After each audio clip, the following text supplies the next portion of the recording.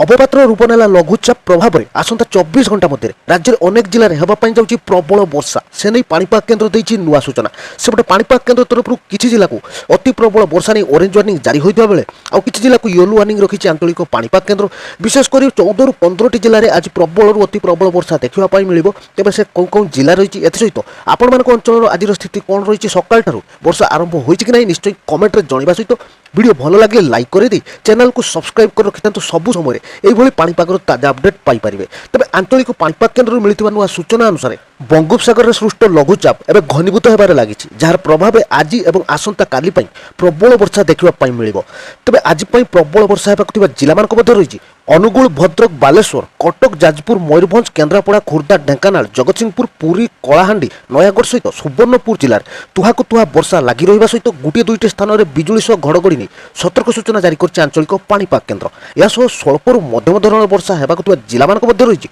बलांगीर केन्दुझर संबलपुर सोनपुर गंजाम गजपति जिले में स्वल्परू मध्यम धरण वर्षा देखा मिल जहाँकि पाणीपाग केन्द्र नुआ सूचना या सहित ऑरेंज वार्निंग जारी होता जिला मध्य रही संबलपुर अनुगुल केन्दुझर ढेंकानाल बौद्ध कटक जिले में प्रबल अति प्रबल वर्षार संभावना करछि पाणीपाग केन्द्र तेज यही सब जिला मानकर रही निश्चय सतर्क हो रही था सेपटे आसुथिबा लघुचाप प्रभाव में समुद्र अधिक अशांत थिबारु पाणीपाग केन्द्र तरफ मत्स्यजीवी मान सतर्क सूचना जारी कर जहाँकि कहीं भी समुद्र भीतर को न जातु से नहीं जिला प्रशासन को सतर्क दृष्टि रखा कहुई अधिक वर्षा होता जिला मानकर तलिया अंचल में जलबंदी समस्या सृष्टि होगा नहीं एसत पहाड़िया अंचल में भूस्खलन भली संभावना थिबारु समस्त जिलार जिला प्रशासन सहित जिलापाल को एसआरसी तरफ सतर्क दृष्टि रखा निर्देश दी जाएगी तेज ये आज पाणीपाग को नहीं ताजा अपडेट।